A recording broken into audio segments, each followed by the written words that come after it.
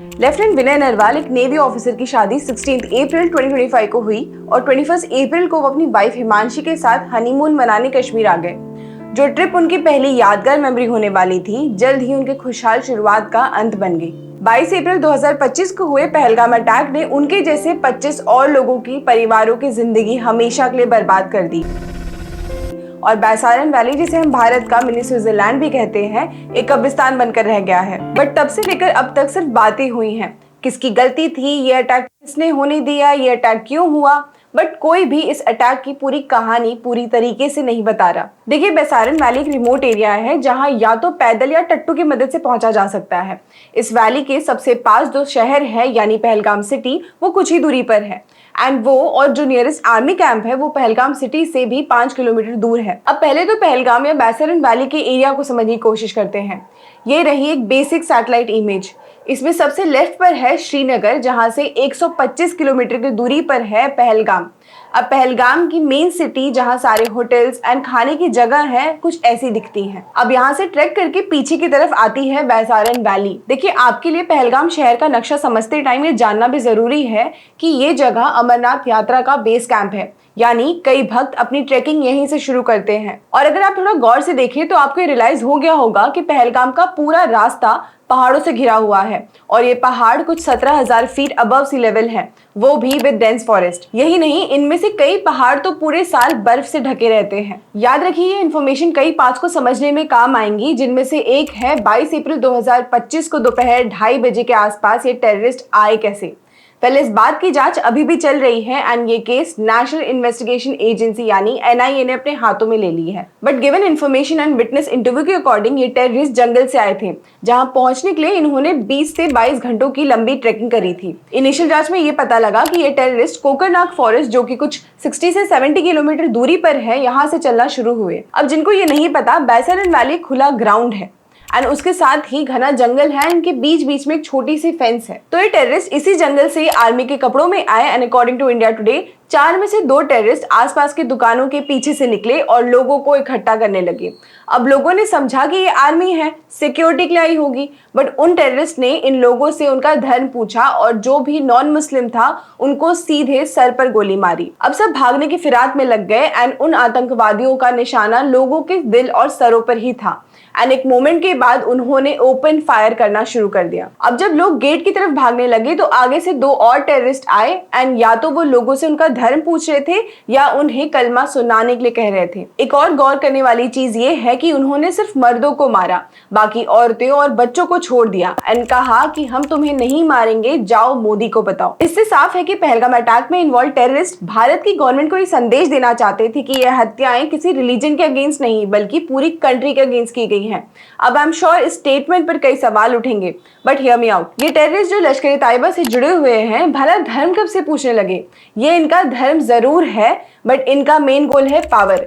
And अगर मैं गलत हूं तो आप ही बताओ, क्यों ISIN तालिबान की नहीं बनती? क्यों बलूचिस्तान पाकिस्तान और ईरान से अलग होना चाहता है? The simple answer is power. और ऐसे ही कश्मीर में पावर लेने के लिए टेररिस्ट जानबूझकर धर्म के आधार पर आतंक मचा रहे हैं। कश्मीर में हर साल कई सिविलियंस मारे जाते हैं। According to the data available on South Asia terrorism portal, कुछ 31 सिविलियंस लास्ट ईयर कश्मीर में मारे गए and union ministry of home affairs के डेटा को देखें तो ये पता चलता है कि 2018 में 39 सिविलियंस टेररिस्ट द्वारा मारे गए। अब अगर आप ये सोच रहे हैं कि कश्मीरी हिंदूज को टेररिस्ट ने एथनिक वाइपिंग यानी जाति हिंसा के मकसद से मारा, तो आपसे एक चूक हो रही है। देखिए, टेररिस्ट को हिंदुओं से दिक्कत जरूर है, मगर उससे पहले उनको पावर की जरूरत है। जो टेररिस्ट इस्लाम के नाम पर प्रोपेगेंडा चला रहे हैं, वो कश्मीर को कैसे झटपट लेंगे जब वहां हिंदू रहेंगे? अगर अपना प्रोपेगेंडा फैलाना है तो उन्हें मुसलमानों को ही ब्रेन वॉश करना होगा एंड वही वो कर भी रहे हैं। जब 2019 में आर्टिकल 370 हटा तो इन टेररिस्ट का डर और बढ़ गया, क्योंकि जितने हिंदुओं को इन्होंने अपने घर बार छोड़कर जाने पर मजबूर किया था, वो सब अब वापस आ सकते थे एंड इसलिए 22 अप्रैल को पहलगाम में यह हत्याकांड हुआ। एंड दुख की बात तो ये है कि ये सब समझते हुए लोग आज भी जाति विवाद कर रहे हैं।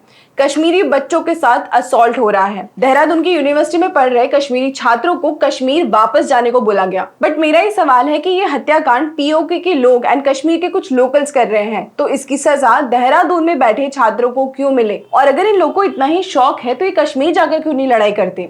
क्यों ये सिर्फ आसपास में रह रहे शांतिपूर्वक लोगों को ही टारगेट कर रहे हैं? अब एक और बड़ा सवाल आता है कि इस हत्याकांड के समय पुलिस या आर्मी कहाँ थी और उन्हें पहुंचने में इतना टाइम क्यों लगा? देखिए, पहलगाम के एरिया में ऑलमोस्ट 30 सालों में कोई अटैक नहीं हुआ है एंड लोकल्स को भी कभी आर्मी फोर्सेस का वहां रहना पसंद नहीं आया है। अमरनाथ यात्रा के अलावा इसके लिए किसी और समय एटलीस्ट इस पीसफुल शहर में आर्मी नहीं रहती है एंड फॉर इयर्स लोकल्स ने आर्मी की प्रेजेंस के अगेंस्ट प्रोटेस्ट किया है। बट क्या आर्मी को भी उनकी बात मानकर वहां से हट जाना चाहिए था? Well, I don't think so, उन्हें वहां से हट जाना चाहिए था। बट जब आप कश्मीर में पीस एंड प्रॉस्पेरिटी की बात करते हैं तो आप कब तक आर्मी की जरूरत महसूस करते हैं? वहां के लोग नहीं चाहते कि हर कोने कोने पर आर्मी हो, बट अब जब आर्मी नहीं थी तो देखो क्या हुआ। और जहां तक इस दिन की बात है, कई इंटरव्यू से साफ है कि पुलिस और लोकल्स जितना जल्दी हो सके वहां पहुंचे। ये क्लिप देखिए जहां पे एक लोकल ने खुद इस बात से एग्री करा है। जब ये घटना हुई इसके बाद कितना वक्त लगा आप लोगों को ऊपर पहुंचने? 25 मिनट। नीचे से पहली मदद 25 मिनट बाद पहुंची। 25 मिनट बाद पहुंची। इसमें पैदल चलना पड़ता है और चढ़ाई चढ़ना पड़ता है। और आप लोग जब पहुंचे उसके कितने देर बाद वहां पुलिस पहुंची? 10 मिनट। उसके 10 मिनट बाद, क्योंकि उसको 5 किलोमीटर के ट्रैक से आना पड़ा, हम 3 किलोमीटर के ट्रैक से गए। अगर आपको वीडियो की स्टार्टिंग से बैसारन का रास्ता याद होगा तो आप ये मानेंगे कि 20 से 25 मिनट की ट्रैक तो होनी ही थी एंड टेररिस्ट भी ये जानते थे, इसलिए उन्होंने बैसारन वैली को चूज किया। उन्हें पता था यहाँ सिक्योरिटी फोर्सेस या लोकल का पहुंचना मुश्किल है एंड इसलिए वो खुद भी 20 से 25 मिनट तक लोगों को ढूंढते और मारते रहे बिना किसी डर के। जो हुआ वो बहुत ही अनफॉर्चुनेट था एंड ये पूरी दुनिया ने रिकॉग्नाइज किया है। हर बार किसी भी अटैक के बाद एक वार्निंग आ जाती है एंड दुनिया की तरफ से इस मैटर को दबाने की कोशिश की जाती है, बट इस बार हर देश ने आतंक की निंदा करी है एंड इंडिया के सपोर्ट में बोला है। फ्रॉम यूएसए टू रशिया, हर किसी ने इसे एक एक्ट ऑफ टेररिज्म कहा है। इस अटैक के चलते इंडिया ने इंडस वाटर ट्रीटी को नलिफाई कर दिया है। अब ये ट्रीटी और इसके इफेक्ट को समझते हैं। देखिए, 19 सितंबर 1960 को भारत के प्राइम मिनिस्टर नेहरू और पाकिस्तान के प्राइम मिनिस्टर आयूब खान ने ये ट्रीटी साइन करी थी, जो ये कहती है कि इंडिया के वेस्टर्न रिवर्स यानी इंडस, चेनाब और झेलम पर पाकिस्तान का मेजर कंट्रोल रहेगा एंड इंडिया उसे इरिगेशन या पावर जनरेशन के लिए ही यूज कर सकती है। आज की डेट में इन रिवर्स का 80% पानी पाकिस्तान उठा रही है एंड 20% इंडिया।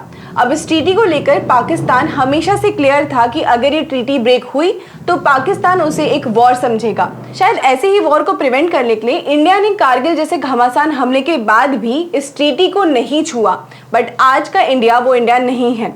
इंडिया ने अटारी वाघा लैंड बॉर्डर को ट्रैवल के लिए बंद कर दिया है, पाकिस्तान सिटीजन्स के वीजा कैंसिल कर दिए हैं और कई एग्रीमेंट्स के अंडर उनका एक्सेस भी रिवोक कर दिया है। सिर्फ यही नहीं, दिल्ली से पाकिस्तानी डिप्लोमेट्स और एडवाइजर्स को भी निकाल दिया गया है और अपने खुद के डिप्लोमेट्स को इस्लामाबाद से वापस बुला लिया गया है। इन रिटर्न पाकिस्तान ने भी द शिमला अग्रीमेंट ऑफ 1972, जो एक पीस ट्रीटी थी इंडिया और पाकिस्तान के बीच, उसे नलिफाई कर दिया है। इसमें मजाक की बात तो ये है कि पाकिस्तान इस ट्रीटी को ऑलरेडी किसी काम की नहीं समझती थी। जब आए दिन पाकिस्तानियों ने 1999 में कारगिल अटैक किया, 2002 में पार्लियामेंट अटैक किया, 2008 में मुंबई अटैक किए और 2016 में उरी अटैक हुआ, और अभी भी even after the attack Pakistan 3 दिन से लगातार एलओसी पर फायरिंग की शुरुआत कर रहा है। तो जब इस ट्रीटी को पाकिस्तान ने कभी निभाया ही नहीं तो वो हमसे क्या एक्सपेक्ट कर रहे हैं?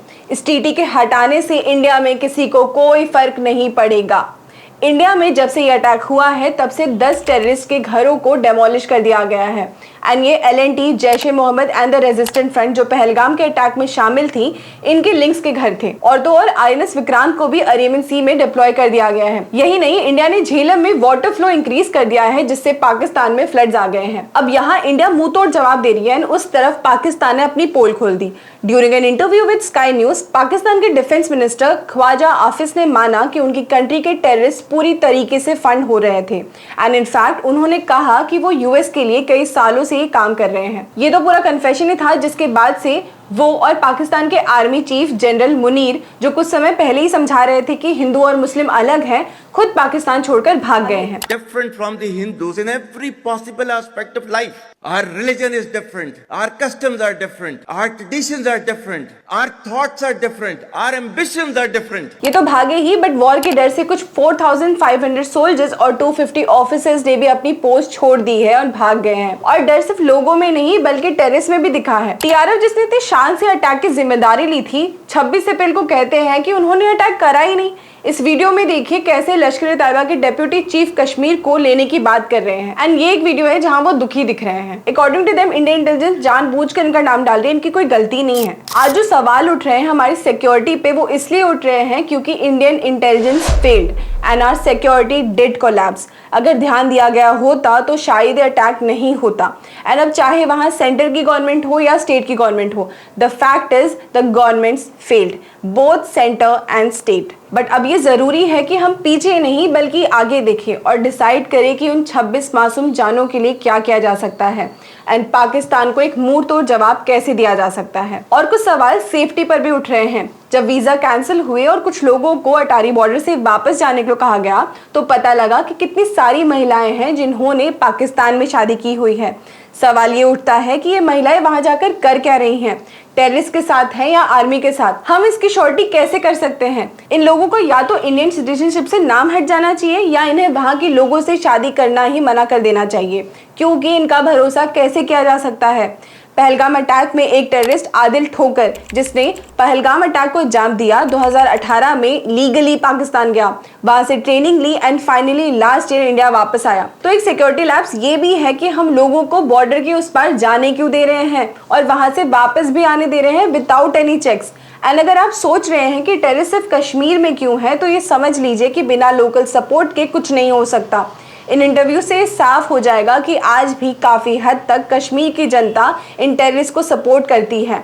एंड जो लोग ये कह रहे हैं कि आर्मी कुछ नहीं करती, इस वीडियो को जरा सुनिए। आप बोलोगे तभी वो सरेंडर करेगा, हमसे कहने से सरेंडर नहीं करेगा। वो क्यों मतलब क्यों बुलाएंगे आप लोग? सिलेंडर कहाँ इसलिए है? बुलाएंगे कभी जो निकल गया कभी वो कार फंस में गया, कभी वो फंस गया। जब हम कश्मीर की बात करते हैं तो एक बड़ा इंपॉर्टेंट क्वेश्चन उठता है कि इतने सारे टेररिस्ट आ कैसे जाते हैं। वेल, अगर आप कश्मीर जाएंगे या किसी भी आर्मी ऑफिसर से बात करेंगे तो आपको समझ में आ जाएगा कि कश्मीर अनलाइक गुजरात एंड राजस्थान एक फ्लैट सरफेस पर नहीं है।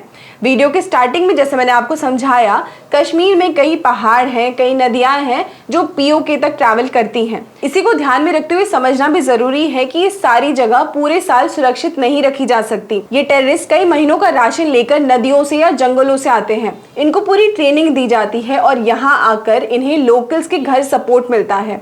इनके खुद के घर नहीं होते, बट ऐसे कई कश्मीरी हैं जो इन्हें अपने घर में जगह देते हैं, पनाह देते हैं। इसीलिए इनका मिल पाना, ट्रैक होना बहुत ही मुश्किल हो जाता है। इनफैक्ट ऐसे लोगों को कश्मीर से उठाकर पाकिस्तानी फेंक देना चाहिए। और ये चाहे पुरानी वीडियो हो, बट ये अगली वीडियो पहलगाम अटैक के बाद की है, जिसमें 2 कर्नाटका की महिलाएं पाकिस्तान के फ्लैग का अपमान बर्दाश्त नहीं कर पा रही थी। द क्वेश्चन इज, खुद पाकिस्तान क्यों नहीं चली जाती? रहना इन्हें इंडिया के इंफ्रास्ट्रक्चरल स्कीम्स के साथ है, बट सपोर्ट इनका वहां का है। जिन्हें भारत के साथ सिंपैथी नहीं है, भारत के लोगों से सिंपैथी नहीं है, उन्हें डिपोर्ट कर देना ही बेहतर है ना। उसे ऐसा नहीं कि कश्मीरी लोग अच्छे नहीं हैं या वो इंडिया के साथ नहीं रहना चाहते, क्योंकि 26 जानों में से एक जान शायद आदिल हुसैन शाह की भी थी, जिन्होंने भागने से ज्यादा टेररिस्ट के हाथ से गन छीनना जरूरी समझा ताकि कई और जानें बचाई जा सके। एंड विदाउट अ डाउट ऐसे कई लोग हैं जो इस इंसिडेंट से आपसे या मुझसे ज्यादा इफेक्ट हुए होंगे, क्योंकि उनका घर इन टूरिस्ट से ही चलता था। जब कश्मीर में अमन और शांति रहेगी तभी इनके भी बच्चे अच्छे इंफ्रास्ट्रक्चर वाले स्कूल में जा पाएंगे और कुछ काबिल बन पाएंगे। एंड ये लोग भी वही चाहते हैं। लेकिन वहीं कुछ लोग ऐसे भी हैं जो भारत में रहकर भारत के अगेंस्ट हैं।